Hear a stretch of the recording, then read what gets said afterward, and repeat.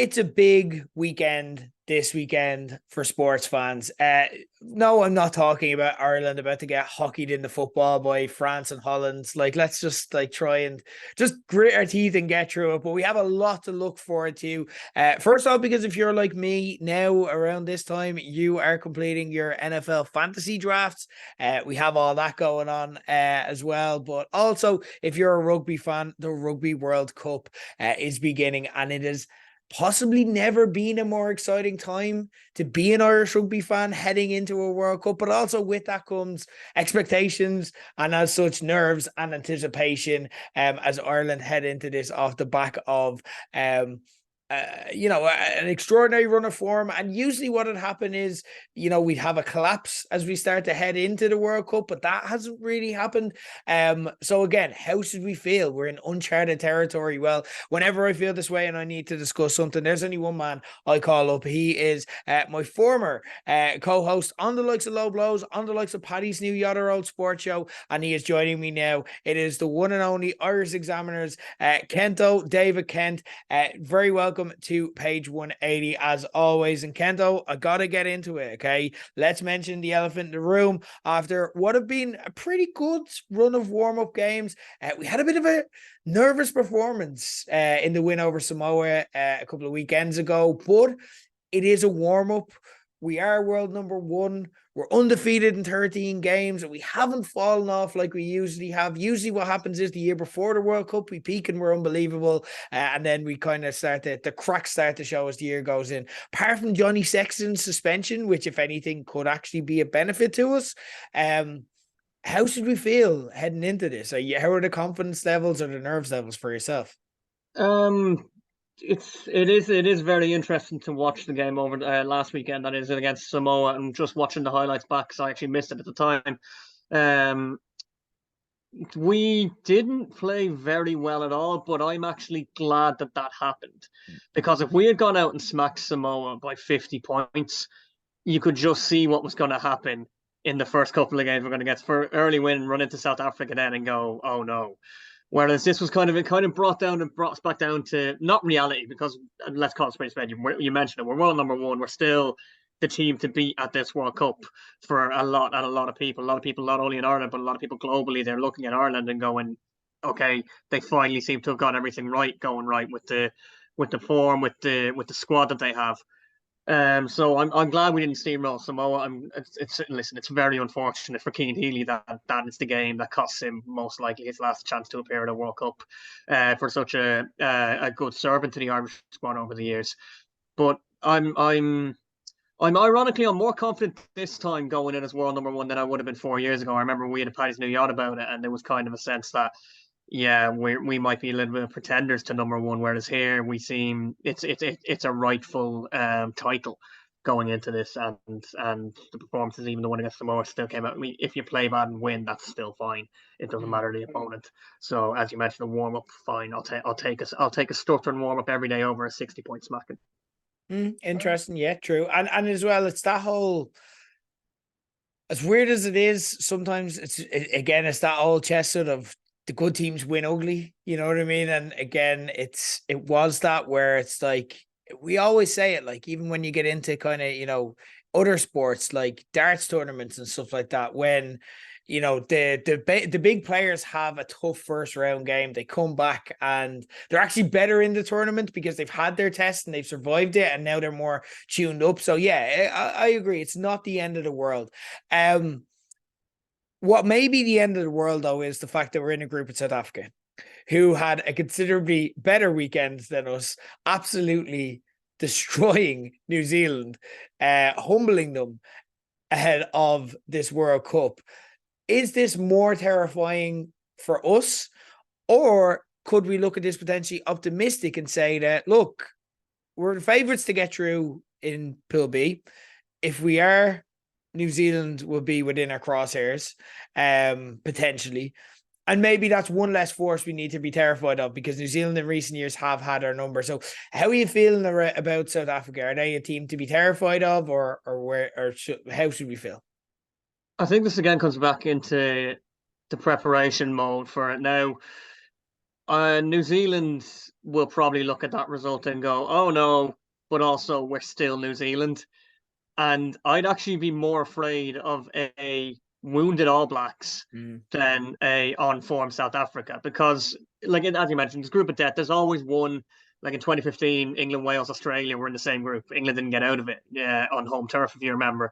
And that was just the way to look at the draw goes. This year, it's happened to us. We're probably going to have to beat. Well, we're definitely going to have to beat Scotland or South Africa. If we beat both of them, brilliant. But I wouldn't like Andy Farrell would have put that in his diary when the draw was made. Doesn't matter what the results are going into it. If it's going to be like we're going to have to beat one of the world's elite teams anyway. South Africa, the reigning world champions, and we got drawn the right ground. Just put a circle around it, and it's like okay, that's fine then. It doesn't like whatever happens happens. We're still going to have to play, and we're still going to have to try and beat them either way. I don't think he'll be reading too much into what the Box did at the weekend. It'll register, no doubt, but it won't be a case of well, oh no, suddenly we have to rechange our entire plan. He'll be comfortable. He'll have done the tape. He'll have studied how they played. He's got an extra hour or extra 80 minutes, especially with this loophole that they found in the laws with the forwards coming off the bench, which I love, by the way. I am all for teams exploiting loopholes. And listen, You love a loophole yourself, to be fair. Like we remember yeah, those. it puts a siege mentality into things as well, which is sure to help South Africa. But like the way the draw, as you mentioned, worked out, we're going to have to beat at least two of the world's elite to get past the quarterfinals anyway. So if it was South Africa, fine. If it was Australia, fine. If it was France, if it was England, if it was whoever, we were going to have to beat them regardless. So Mm. it won't worry him that. Okay, okay. It is, of course, Andy Farrell's first World Cup, having taken over off the back of Joe Schmidt's 2019 World Cup, which obviously I say didn't go to plan, but you know, it also went exactly to form as far as Ireland goes when it comes to World Cups. I don't know. It just feels like we're feeling way more confident here. It just feels like we're not as terrified here. Is that justified? Is that an upset waiting to happen? We do have this habit of the quarterfinals, no matter what, or something going off, and we're not necessarily in an amazing spot. Like, you know what I mean? If we win, we're essentially looking at either France or New Zealand. Like that's happening. Now, again, we have recently taken apart France and we've done well, but the World Cup is in France, which obviously is a game changer in any situation. New Zealand, you kind of mentioned there. So that's if we win the group. If we lose the group, we're playing whoever is the better of those two teams. So yeah, we're in a tough spot, but why are we still this confident? Why do we not feel like there's a lot of things to be scared of? Scotland as well are looking better and better as the World Cup comes closer. What is behind this confidence? I think it's just down to the kind of ease. Well, I'll call ease. Maybe ease might be the wrong word, but the ability that Andy Farrell and Paul O'Connell and all the staff have put in play, that no matter what kind of game and no matter what style a team comes at us with, if it's plan A, B, C, or D, they always have something to fall back on. They're comfortable adapting in the middle of a game when things aren't going well. If they go behind, they're not panicking anymore. So, I think the best example of this is the New Zealand Test Series down under, where you could see from the tactic from the very start was right. Get them early on. Get them as quick as you can, and like we'll go as front runners.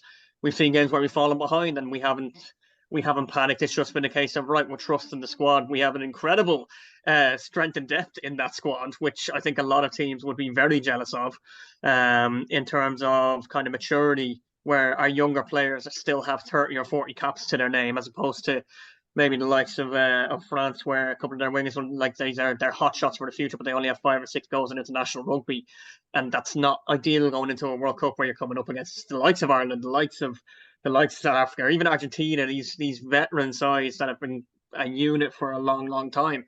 The Sexton situation, I think if that had been another country, we'd be going ballistic at how that didn't be a longer suspension. I think we can actually count ourselves a little bit fortunate that he is coming back in when he is, given the situation. But there's more than enough. Ross Byrne, Jack Crowley as well is starting to look like the ready-made replacement for Johnny Sexton that unfortunately Joey Carby was meant to be.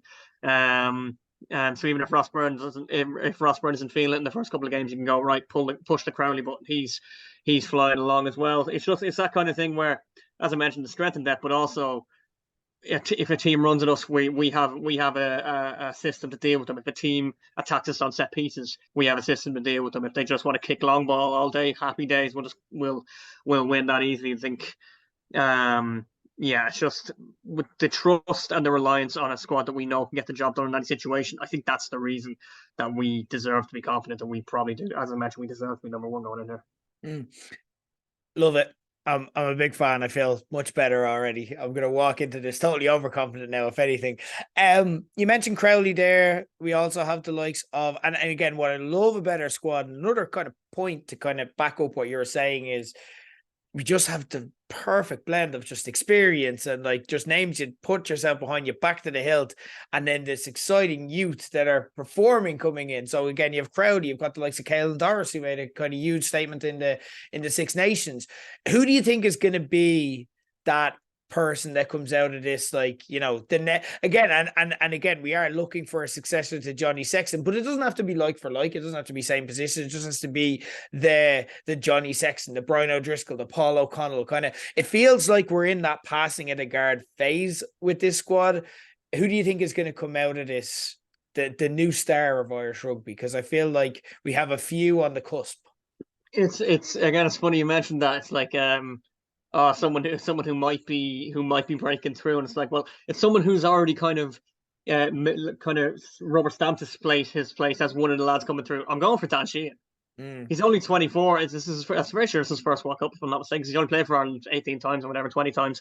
But like he's already registered against the Southern Hemisphere teams. He scored against them all. He scored against, is it only Australia he hasn't, I think, or he's put in a man of the match performance against a couple of them as well. Now there is the selection question as to who Farrell goes with against South Africa. I'm not going to read too much into the Romanian Tonga games before that, because obviously you got like the three hookers there: Herring, Sheehan, and Ronan Kelleher. Again, Ronan Kelleher is another one. You can easily go just these two. Most teams would kill to have a situation like that where you've got two really hungry. It's like the goalkeeper. Well, it used to be like the goalkeeper situation with the Ireland team, and Kilqueen and Kelleher decided you want to be lazy. We have two really good young players coming up, and they're really battling, and they're both at Leinster as well, so they're seeing each other week in, week out, and they're going for it. But like, there's so many you could choose here. James Ryan is young. Like I remember him captained Ireland. He captained Ireland to beating the All Blacks in the under-19s in UCD when the year that I was living there. And I was like, oh, James Ryan is 4 months younger than me. Just captained the Irish team to beating the All Blacks. I'm 4 months older than him, and I just learned how to iron something correctly. Like how recently are we talking? Like how recently are we talking? Like, are we talking like the last week or so, or? Yeah, so you go through, like Ryan Baird is in there, and just I'm actually going to give Tyke Furlong a shout out here. Everyone thinks he's been around for so long. Yeah. You forget he's just gone 30. He's about to go 31, but what a player, like, and had his injuries, so they're just, no matter how deep you go through, Crowley, Sheehan, Kelleher, Tom O'Toole, there's so many that you can go pick one of them. I'm going for Sheehan. Okay, love it, big fan. It's a very top-heavy tournament. Like Group A and Group B are where all the highlights are, and then you get to Group C and you get to Group D, and you have like, Eddie Jones's current and past teams absolutely limping into France and Australia and England, absolutely horrific, to the point that they're almost considering this a lost cause a lot of the time. Eddie Jones is never going to come out and say that, but again, he's kind of having a bit of a Jose Mourinho third season moment here, going on with the kind of shit talking versus the lack of production on the field. But with that in mind, is that a case where they're lucky that they can actually play themselves into recovery? Because World Cups, particularly Rugby World Cups, are, they tend to go to form, and we've experienced that in Ireland with the quarterfinals being a stumbling block for us. But then you also have kind of the factor of, is there another Japan in here? You know what I mean? Is there a team that, would have previously been considered potentially a minnow in World Rugby that can now step forward? how should we look at maybe Group C and Group D? Is there a chance that, you know, one of the big dogs may play themselves into form, or are we looking at a potential minnow getting a scalp here, or are Japan going to be the new Japan? Because again, they've only increased their standing in World Rugby in the past 2 tournaments. I think on paper for certain, Australia and Wales don't have as much to worry about as England do. Mm. And that is purely because of the way the fixtures have landed. Yeah. Wales and Australia don't play a big team, and it's each other until the third game in. England, on the other hand, Steve Borthwick, first game, Argentina, second game, Japan. They could be out in the World Cup by the halfway stage in the pools. Yeah. They look awful. Wales have looked awful for longer, which suggests that they might have something like that they might have been working on for the last few months, where they just looked at this year and gone, right, they looked back at the Six Nations and they went, right, forget about everything else now. Forget about the fucking autumn series, warm-up games until we get to the tournament itself. Then we can work on whatever we've been working on. Australia, Eddie Jones is in basically F you all mode. Journalists, fans, his own players. I've seen teams win tournaments in other sports like that before. Not going to say that now. I will confidently put money on this with you.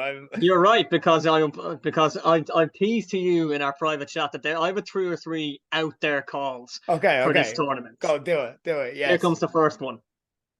Fiji or Georgia reach the quarterfinals. Oh yes, this is what I wanted. And I have a feeling it's going to be Georgia, and I have a feeling it's going to be at the expense of Australia. Oh wow. Okay, you're going for it. So what I'm picturing happening here is that Australia beat Georgia to start. Fiji beat Wales. Mm. Fiji then have a good performance against Australia, and it comes down to basically Wales. I'm feeling Wales, Gatland will want to beat Australia, and then I think it's just a rudderless thing where Georgia just got. I think they've been on the cusp, and it's one of the reasons. I'll get to my other one in Group D in a minute. There's just this anger from the ex tier 2. I don't know that exists anymore, tier 1 and tier 2, but everyone knows what I'm talking about. The rugby fans, what tier 1 and tier 2 nations are. Yeah. And it was basically the vote from the high performance tier 1 nations to just block off tier 2 from qualifying and getting into situations and tournaments where it would benefit them by playing more tier 1 nations. And that was a terrible thing for Georgia to because they were just been building through. And my other my second out there one is that Tonga or is it Tonga or Samoa? Hang on, I wrote them down. Bear with me 1 second. So yeah, Fiji or Georgia get to the quarterfinals. Chile or Uruguay beat a tier 1 nation. Okay. This particularly South America, there has been a serious growth in the game in South America, and it's all to do with the funding that went into from World Rugby, from the International Rugby Board about 10 or 15 years ago. Think of it how similar to kind of Dublin GAA, maybe the early 2000s, where a lot of the funding has gone. It hasn't been given to the massive teams anymore to block them off. It's been put into these smallish. Portugal or another one. They're maybe 4 or 5 years, maybe 2 tournaments away. Portugal, let's call 2031 if we're still doing this. I'll come back to you and talk about how smug I am about Portugal being the next big thing. But yeah, just the way the groups have landed, I see Australia are crashing out, and I see England don't get out of the group for me either. Okay. I love it. There's an interesting bet there if you can get someone to give you a double on it. Yeah. But yeah, I definitely think C and D are the one that's poised for upsets. And again, you need that in a World Cup, but you also need your heavyweight classes. So A and B kind of balance out that equation nicely. So very interesting on both sides. Okay, so I'm going to ask for you to put your neck on the line here, right? How will Ireland do? Do we make it past the quarterfinals? Do we potentially live up to our number 1 ranking and win the whole thing? And if we don't, who wins the World Cup? I'm going to set a scene for you here. Okay. Because I have the third of my third big calls incoming. Yes. Ireland lose to Scotland. Oh. In the group. Because they get too confident after beating South Africa in the third game. Oh. What that means is that Ireland go through in second to the quarterfinals, where I have them playing New Zealand. Okay. And Ireland beat New Zealand. Yeah, what the lads. Ireland then progress, because I think you remember from what I just said that I don't expect England to get through. That means Japan and Argentina go through from Group D. So Ireland in the semi-finals beat Argentina. Okay. But what are the best Irish sporting stories? They're not success stories. They're going past what we expected to do and then getting a harsh reminder of what we actually are. So Ireland get to a work, they get past the quarterfinal, they beat New Zealand, they beat South Africa, they beat Argentina in the semi-final, and they lose to the world champion Springboks. Oh, again. Because I have South Africa beating France in the quarterfinal, having finished top of our group, and beating Japan in the semi-final. And I Okay. think I would rather play France and Japan in a go through than I would New Zealand and Argentina. It's just the way I have it, and they'll have the kind of revenge factor in mind where it's like, oh, Ireland are number one, they're after beating us here, so let's show them what they have. I'd love to be wrong on that last one. I just think it's South Africa's to lose going into it from our point of view, just from historically. Ireland flat to deceive on World Cups. Somehow, I think this is the tournament where we don't flat to deceive, but we don't get the job done. Okay. 4 years' time could be a completely different story. Okay. That might be the one. I think it's possibly one too early for this panel and this squad and this management team. Andy Farrell will be looking at it as well, going, it's not a disaster if that happens. We get to a final and lose. Yeah, I definitely don't think anyone's going to say that's a disgrace or anything. I'm looking a bit more at France. I'm a bit more confident of us against South Africa, and I just think hometown advantage is just such a huge difference maker in these tournaments, especially in France. We see it like even the top 14. What do we know about that league? That it's a home league. We see it again. France are a different proposition at home versus away. I know we've beaten them quite recently. I know we've kind of proven our mettle against them, but again, there's a lot pointing towards this year being their year. But again, I do like the final prediction, and I do think that is a realistic one as well. So when you look at it, you have France finishing top then of Group B, or do you have Ireland finishing top of Group France finished top of Group A. Yeah. France beat New Zealand on day one, like again, because New Zealand limping into this. I think I don't agree. I agree to a point that New Zealand are a bit of a disaster. Like they're going to play themselves into form. You know what I mean? So I think the France game might wake them up, but I think it might be a bit too much beating them on day one. So I have France beat New Zealand, and then going through via the other. So Ireland lose South Africa then or Scotland, or both, to finish second. No. I don't think Ireland finished second. I think I'm confident of us against South Africa. Yeah. So again, I've France, South Africa, but just flip the pools. So I've France, South Africa on the other side. Okay, interesting. Real quick, because I'm very conscious of time as well, but we'll have loads of times for discussions. We're going to be catching up on this. We're in the same fantasy leagues as well. So obviously by the time you listen to this, our drafts will have happened. Me and Kento may not be friends anymore. It really does get this tense. But NFL begins this Sunday. We don't really have time to go into a full preview, but I do want to get it here. You're way too early. Super Bowl prediction. Who've you got in the Super Bowl, and who've you got to win it all? So just everyone get onto Disney Plus and watch the 4 Falls at Buffalo. It's the last time you're going to talk about a losing Super Bowl team from Buffalo. Buffalo beats Philadelphia Eagles. Oh, interesting. Okay.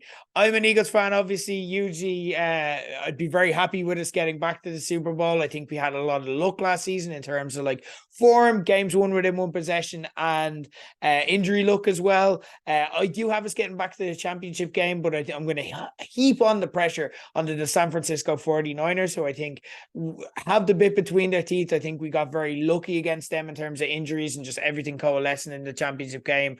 I think they deserve the favorites tag, and they deserve the pressure that comes with being the favorites. I hope I'm wrong. I have the 49ers in the Super Bowl. I have them to play the Buffalo Bills, and I have the 49ers to win, just because I want as much pressure on the 49ers as possible so that we can take them out in the championship game, and the Eagles can sneakily win. But Bills 49ers were 49ers to win for me.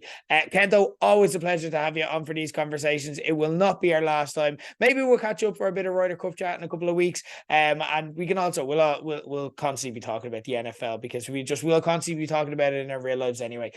Always a pleasure. At Kento CCFC on socials if you want to follow along, or get onto the Irish Examiner. David Kent, thanks for joining us on page 180.